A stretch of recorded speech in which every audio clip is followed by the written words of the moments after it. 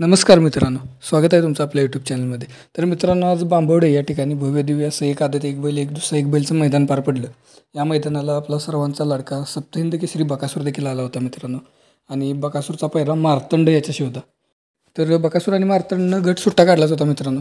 आणि सेमीला लढत होती, कारण की घरणिकीचा राजा एका बाजूला आणि बकासूर एका बाजूला अशी ही लढत झाली. यामध्ये देखील या चुरशीच्या लढतीमध्ये बकासूर आणि मार्तंड यांनी सेमी देखील पास केला आणि गाडी फायनलसाठी पात्र झाली. तर नेमकं फायनलला असं काय झालं की बकासूरला 5व्या क्रमांकावर समाधान मानावं लागलं. तर मित्रांनो, या मैदानात झालं असं की बकासूर ज्यावेळी सेमी पळून आला त्यानंतर दुसरे 2 सेमी होते ते लगेच झाले. 5 मिनिटात ते सेमी झाली आणि त्यानंतर फायनलचा राऊंड होता.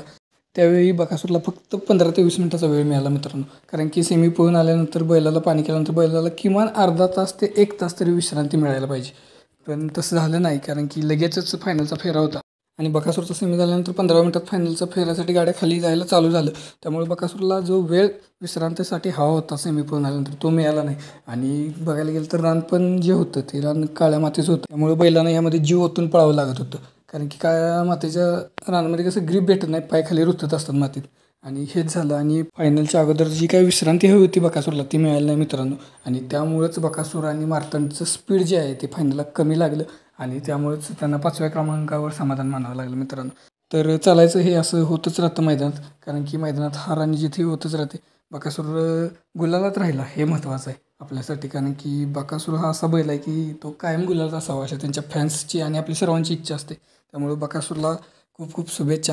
आणि पुढचं जे बकासूरचं मैदान असेल तिथं तो नक्की चांगला पळ करेल आणि पुन्हा पुढच्या मैदानात गुलालात तर राहीलच, शिवाय 1 नंबरचा मानकरी होऊ दे बकासूर अशी ईश्वरचरणी प्रार्थना. नक्कीच आज बकासूर चांगला पळाला मित्रांनो, कारण की सेमी पळून लगेच फायनलला पळाला आहे. त्यामुळे थोडं त्याच्या स्पीडवरती परिणाम झाला आणि त्यामुळेच पहिला नंबर 2रा नंबर म्हणा तो हुकलेला आहे बकासूरचा. तर पुढच्या मैदानासाठी बकासूरला खूप खूप शुभेच्छा. असाच बकासूर पळ करत राहील आणि आपलं सर्वांचं मन जिंकत राहील, कारण की हीच इच्छा असते आपल्या बकासूर फॅन्सची.